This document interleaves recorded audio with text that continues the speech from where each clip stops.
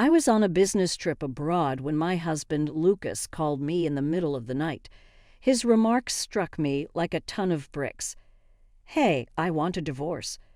I went cold. I was able to say, "What are you saying? Could you fully explain this?" I was trembling when I spoke. Lucas chuckled bitterly. "I have a mistress, in case you haven't noticed. She is more attractive and younger than you. Together, we even have a child. In order for me to be with them, I want you to get a divorce." I kept quiet. He continued as though to emphasize his point. "I've already sold the house and car." He hesitated, obviously anticipating my response. I inhaled deeply and responded to him in a brief, composed manner. "Okay." On the other end of the telephone, there was a startled quiet. "Huh." Lucas mumbled, obviously perplexed. Perhaps he expected me to cry or beg him to stay, but I didn't. I had spent a lot of time getting ready for this possibility. He undoubtedly expected me to be shaken by his statements, but I wasn't. When I returned home a few days later, Lucas was waiting for me at the airport, looking quite anxious. Before we do that, though, let me tell you a little bit about myself. Jenna is my name. I am a homemaker of 35 years of age. I was raised in a typical middle-class household. I have liked learning Italian since I was a young child, and I began taking classes in elementary school.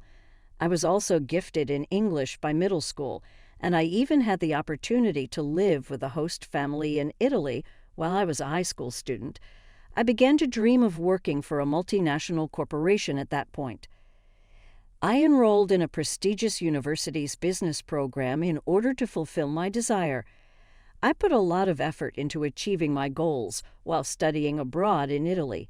Finding a job wasn't simple, but I was overjoyed to get hired by my second-choice foreign firm. My sister even said, "Jenna, you're incredible." My family was ecstatic. "We're quite pleased with you. Be careful and try your hardest." I was so grateful for their assistance. My new job was difficult to start. Although the corporation treated its employees well, the standards were quite high, and the work was more challenging than I had anticipated. With little experience and in my early 20s, I frequently had to put in long hours at work.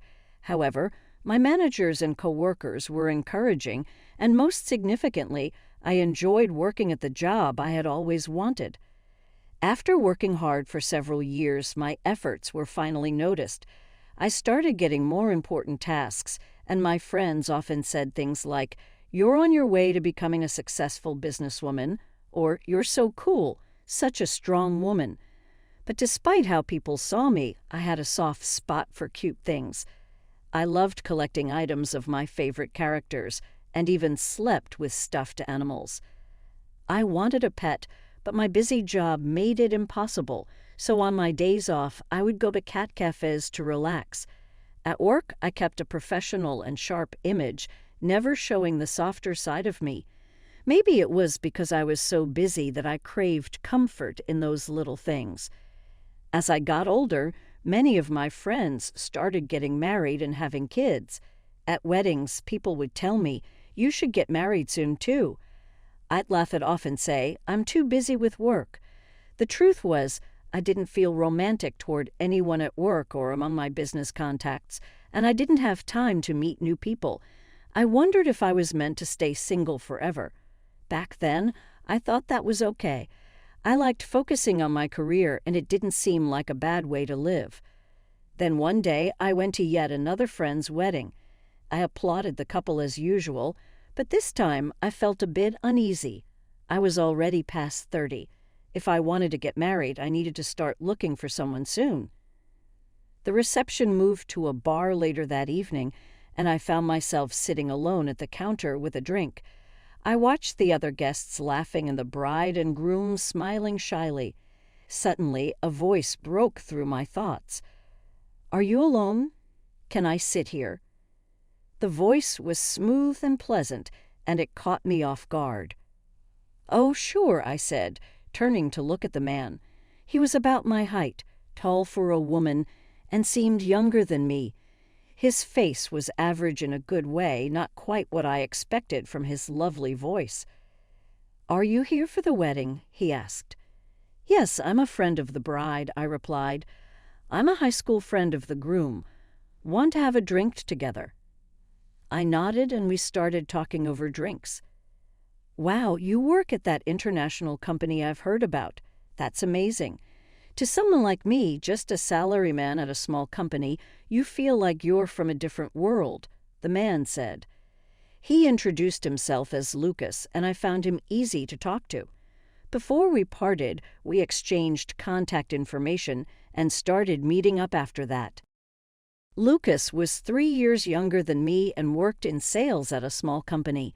He had a gentle and caring personality, was a great listener, and knew how to give genuine compliments. I enjoyed spending time with him. After a few dates, Lucas confessed his feelings for me, and I happily said yes.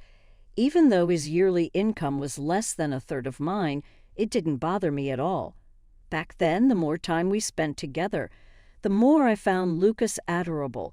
I didn't see him as super cool or dependable, and maybe that was why I never felt disappointed in him. Instead, I liked his cute and earnest nature. When he said things like, "I'd love to try your cooking," I couldn't resist and happily cooked for him. After dating for about a year and a half, Lucas surprised me with a ring. "I love how you're always so cool, but you have this cute side too. If you're okay with it, will you marry me?" he asked. I was caught off guard, but thrilled. I accepted the ring with a smile. "Thank you, Lucas. Let's take care of each other as husband and wife." Lucas was over the moon, practically jumping for joy, and his happiness made me laugh. Afterward, we met each other's families to share the news. Lucas's parents were kind and simple people who happily blessed our marriage. My family was supportive as well, with my parents telling him, "Please take good care of our daughter." My sister, who is already married, quietly teased me, saying, "He seems like just the type you choose, knowing your soft spot for cute things. But don't spoil them too much, okay?" I laughed and replied, I know. And just like that, life with Lucas began. Since we were starting fresh, I decided to buy a condo. It was a big decision, but I thought it would be a good investment for the future. I chose a slightly bigger place, thinking ahead in case we had kids. I believed our happy married life was about to begin, but reality hit me hard. Lucas didn't know how to do any housework. He had lived with his parents until our marriage and had always relied on his mom for everything. I tried to be patient and said, "Lucas, now that we're married, we should share the housework. If you don't know how, I can teach you." But Lucas frowned and said, "What? Now that we're married, isn't it your job to handle the housework?" I looked at him and replied firmly, "No, Lucas. Housework is something we share." "I have a busy job. It'll be a problem if you can't even handle housework," I said firmly. "Come on, get up. I'll teach you how to use the washing machine." I spent time teaching Lucas the basics of housework, even though he wasn't interested at first. Lucas started doing some cleaning and laundry, but his efforts were always half-hearted. I had to redo most of what he did. As for cooking, it was a disaster, so I handled it by preparing meals ahead of time. I didn't want to discourage him, so I made an effort to praise him even for the little he did. I thought encouragement might help, but instead of improving, Lucas began doing less and less. He knew I'd pick up the slack, so he started taking advantage of my patience. Finally, I couldn't hold it in anymore. "Lucas, you need to stop relying on me so much. Learn to do housework properly. I'm busy with work and have business trips. You need to take care of things too." Lucas frowned and said, "What's with you? You've changed since we got married. You're always nagging. You make good money, so if you're going to complain so much, why not just hire someone to do the housework?" I was stunned. Yes, I earned a decent income, but spending money carelessly would drain our savings. Despite talking to him about it multiple times, Lucas refused to change. Then, about a year after we got married, I came home to find Lucas sitting pale-faced in the living room. "Lucas, what's wrong?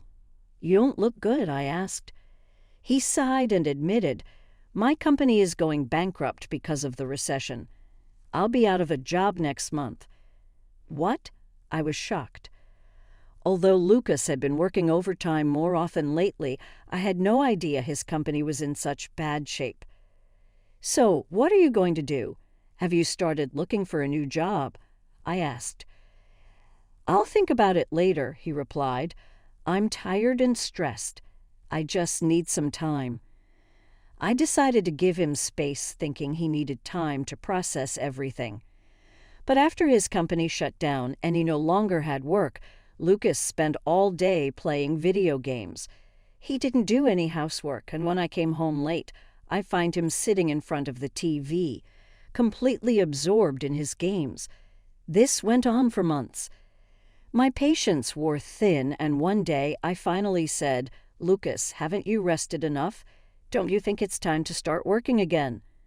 Lucas didn't even look up. "I want to think carefully about my next job," he said. "You know, at my old job, I was just being used. Next time, I want a job where I can achieve something meaningful, like self-realization or whatever." Even though I wanted to say, "What nonsense," I knew I couldn't force Lucas to work. So even after his unemployment benefits ran out, I kept supporting him. One day, as he was glued to his video games, I sarcastically said, "If you like games so much, why not try streaming? You might even make some pocket money." To my surprise, Lucas's eyes lit up. "That's a great idea. You're so smart, Jenna. I'll give it a shot. I have a good feeling about this," he said, full of enthusiasm. For someone who had been doing nothing for months, it was a sudden change, and I wasn't sure if it was a good or bad thing. "Then you'll need a PC and streaming equipment," he added casually, as if it were the most natural thing in the world. I blinked in shock. "What? I don't have any savings." "But I'm serious about this," he explained, "so please buy it for me." Reluctantly, I bought everything he needed. Deep down, I thought this would fail, and he'd finally realize he needed to get a proper job.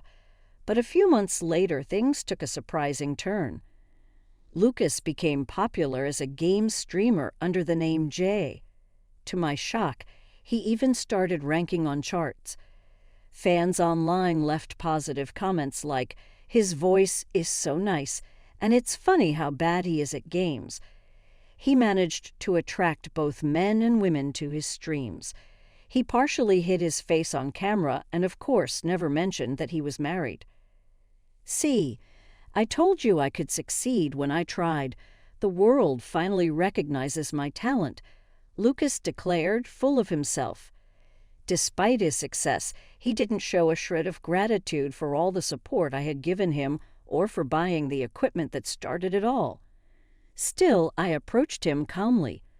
"Lucas, I'm happy you're doing well, but don't you think you should contribute some of your earnings to our household expenses? It's been a while since your unemployment benefits ended, and I've been covering everything." Lucas looked at me as if I had said something absurd. "Why should I? You make enough to handle the living expenses. Let's just keep our finances separate." I was stunned. True to his words, Lucas kept all his streaming income to himself. By now, the kind and considerate man I had dated was long gone. He had become completely selfish and dependent on me. Around that time, I bought a car on loan, a luxury car I had always dreamed of owning. I only drove it on weekends, but I cherished it like a treasure. One day, Lucas casually said, "Hey, let me drive your car." I raised an eyebrow. "You work from home. You don't need a car for streaming. Why would you need to drive it?" "We're married, so it's fine." "Come on, let me," he insisted. Eventually, I gave in and handed him the keys, though it didn't sit right with me. After that, Lucas started going out whenever he wanted during weekdays while I was at work. His popularity as a streamer kept growing, and he gained a huge following. He also began living a flashy lifestyle, dressing in expensive designer clothes.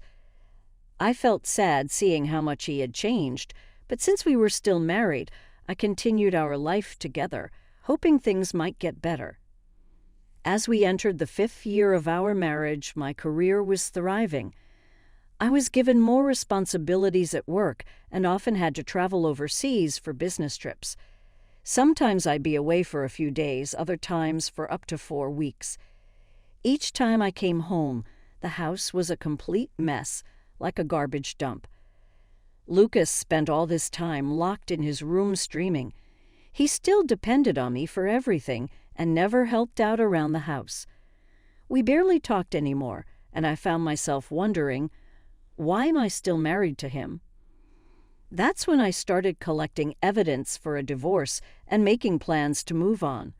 One day, I told Lucas, I'll be going overseas again tomorrow for a 3-week business trip. Take care. He didn't even look up from his phone. I left for my trip and threw myself into my work. On the 11th night of my trip, I got a call from Lucas. Hello. Lucas, do you know what time it is here? It's midnight, I said, half asleep. Then he dropped a bomb. Hey, Jenna, I want a divorce. I froze. What I managed to say was, I had suspected this might happen one day, but I never thought you'd bring it up while I was halfway across the world. What do you mean? Can you explain properly?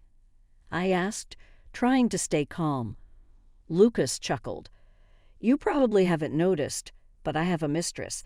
She's younger and prettier than you. We even have a child together. I didn't say anything, so he kept going. I want you to divorce me so I can live with my mistress and our child. Oh, and I've already sold the house and car. He sounded so confident, like he expected me to crumble. But I didn't. I simply said, okay. What? Lucas stammered. He must have thought I'd cry or beg him to stay. He had no idea I had been mentally preparing for this moment for a long time. You want a divorce, right? Fine, I said calmly. There's a completed divorce paper in the living room drawer. You can sign it and submit it yourself. Lucas was taken aback. You had divorce papers ready? Well, thanks for making it easy. Goodbye then. Enjoy being the woman your husband left behind. I held back a laugh. Sure. Well, I'm going back to sleep. Goodbye, Lucas. Then I hung up and immediately blocked his number. I called my sister and asked her for a favor, then went to bed and slept peacefully until morning. The next day, I focused on my work and stayed busy until my trip was over. Finally, it was time to go home. The business class seat provided by my company was so comfortable that I fell asleep during the flight. When I woke up, I stretched and thought, that was a good nap. No jet lag for me this time. I'm ready to get back to normal life. After landing, I collected my luggage and headed toward the airport lobby. As I reached the exit, I suddenly heard someone shouting, Hey, Jenna. I turned to see Lucas running toward me, looking panicked. Oh, why are you here? I asked, surprised. I don't remember asking for a ride. Lucas didn't answer directly.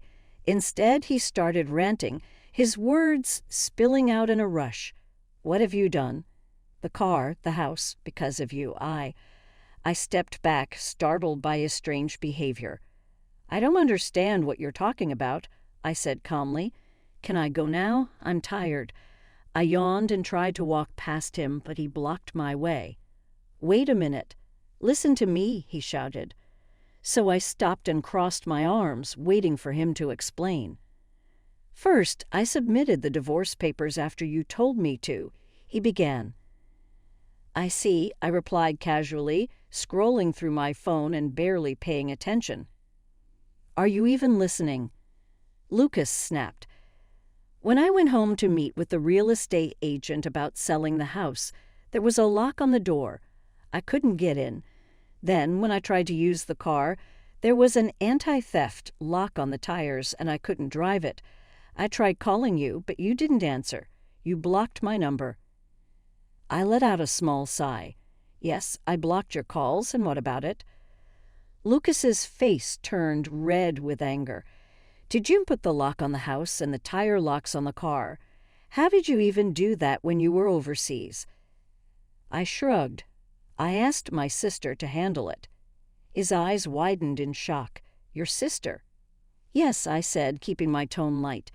"You said you sold the house and car, remember? But when my sister checked, both were still there. So I guess you were just bluffing. You were probably only getting estimates from agents, right?" Lucas's face turned even redder and he stammered, "Well, yeah, that's true, but I was about to sell them." I couldn't help but sigh as Lucas continued ranting. "No, Lucas, you couldn't have sold the house or car even if you tried. Both are in my name, and all the important documents needed to sell them are at my parents' house." Lucas froze, his face blank. "What?" he muttered. "Did you really think anyone could just sell a house or car by saying, 'I'm selling this,' without being the legal owner? Obviously, they need proof of ownership and the proper paperwork," I said, shaking my head. Lucas looked completely stunned, his mouth opening and closing like a fish. "You've always dumped all the complicated paperwork on me during our marriage, so of course, you don't even understand something this basic," I added with a hint of disgust. Lucas's face twisted in frustration. "If you knew they couldn't be sold, why did you put locks on the house and the car?" "Because of you, I couldn't get into the house or use the car. It was awful." I sighed again. Why would I let someone who cheated, had a mistress, and demanded a divorce have free access to my house? Same with the car. They're in my name, so I just secured them for my own peace of mind. Lucas glared at me, his eyes bloodshot. "What's with that attitude? I can't believe you're doing all this just because I couldn't sell your stupid property. You're so not cute. That's what I hated about you, always acting like you can handle everything yourself. So arrogant for a woman." I stayed calm and replied, "Oh, really? Then why did you marry me in the first place?" Lucas snorted. "Obviously for your money. The fact that you worked at an international company and made good money, that was the only reason you were worth marrying." His words dripped with malice, but they didn't affect me. I just looked at him thoughtfully. "Come to think of it, there wasn't much benefit in me marrying you either." Lucas's face turned red with anger. "Don't act all high and mighty. I'm the one leaving you. My mistress is way better than you. Hundreds of times cuter, and she even gave me a child. Doesn't that make you feel inferior? She's a better woman than you'll ever be." I couldn't help but smile faintly. "Better than me, huh?" "What's so funny?" Lucas snapped. Still smiling, I reached into my bag and pulled out a photo. "Is this your mistress?" I asked, showing him a picture of a young, attractive woman in her early 20s. Lucas's eyes darted nervously as he recognized her. You knew about Miriam," he stammered. I gave him a sweet smile. "Of course, you're not the only one who wanted a divorce. I've been gathering evidence for a while now.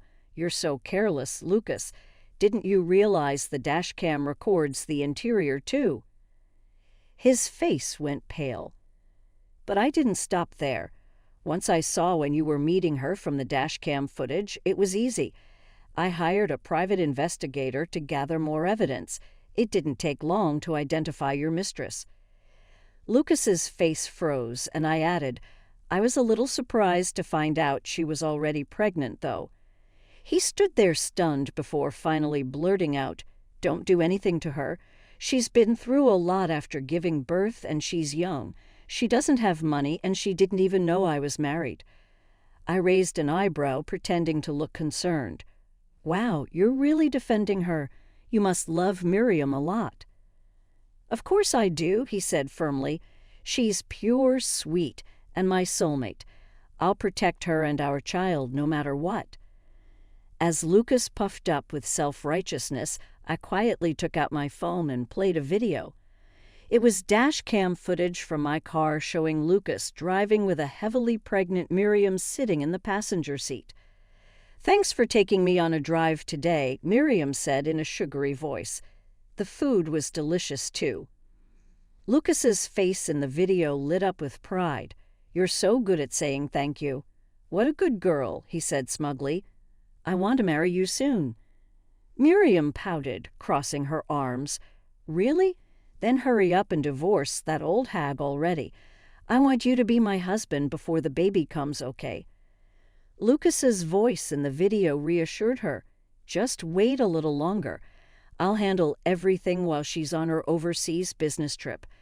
Then we'll be together, me, you, and the baby. We'll live comfortably with the money from selling the house and car." I paused the video and looked at Lucas. "So Miriam didn't know you were married. She seems pretty aware to me."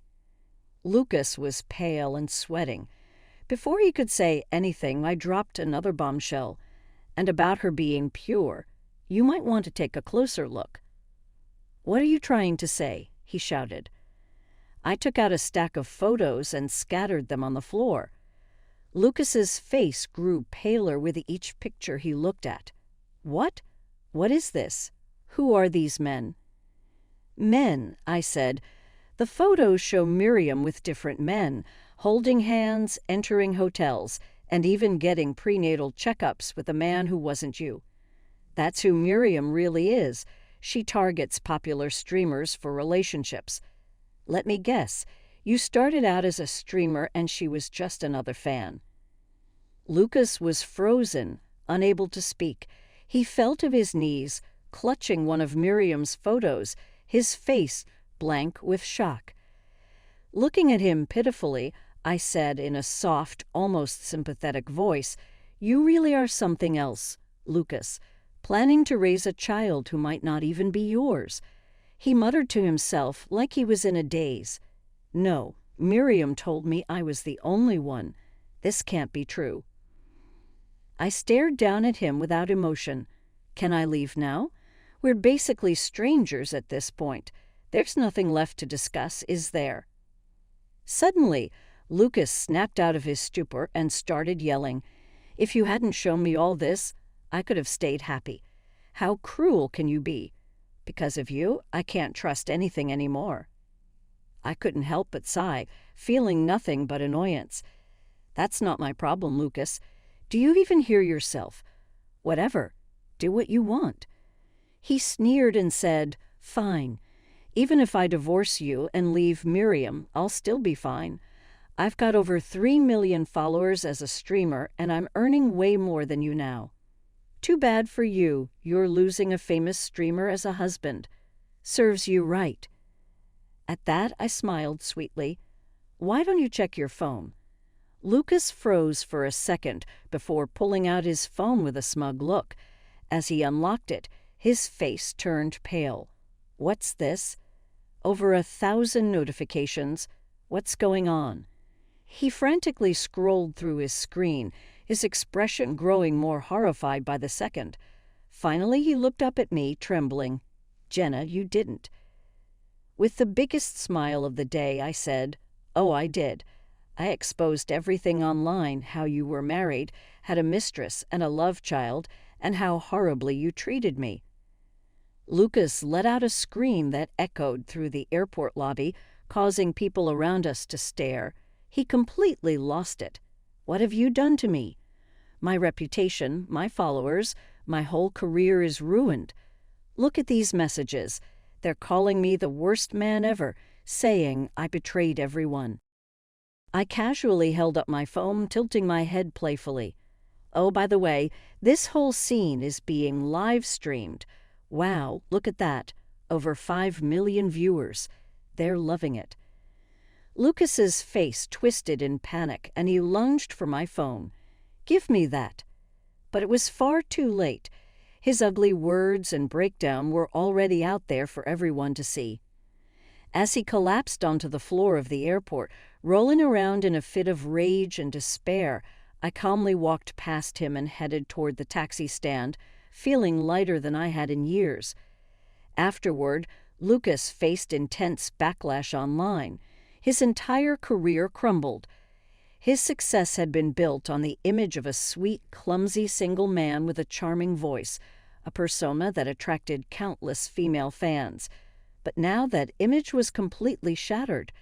The fact that Lucas was secretly married shocked his female fans, who felt betrayed. But the scandal didn't stop there. News of his mistress and love child caused even his male fans to turn on him, calling him unfaithful. The story spiraled, packed with juicy details, hiding his marriage, cheating on his wife, and then finding out the child might not even be his. It became a hot topic online, drawing attention even from people who had never heard of Lucas before. He was the talk of the internet for all the wrong reasons. Lucas issued a well-crafted apology on social media, but the criticism persisted. Eventually, he was forced to discontinue streaming entirely after his subscriber count fell precipitously. Lucas was waiting for me when I left my office building after work a little later. Tears were streaming down his face as he pleaded, "Jenna, I can't dream anymore. Even going outside is impossible for me without being gawked at or made fun of. Help me, please. The only person I've ever genuinely loved is you. Let's reconcile and reunite as husband and wife." I gave him a chilly look and threatened to contact the police if he continued to stalk me. I didn't see Lucas again after that. I later learned through rumors that Miriam's child wasn't actually Lucas's. More drama ensued when the truth was revealed, and they split up. Neither of them got away with it. I insisted on payment from both. Miriam had to borrow money from her parents to pay her half, while Lucas used the last of his funds to pay me. Regarding Miriam, she attempted to persuade her child's real father, another streamer, to wed her, but he flatly refused. She returned to live with her strict parents because she had no other choice, and she is currently raising the child there. Despite everything, I sincerely hope the child has a healthy and happy childhood.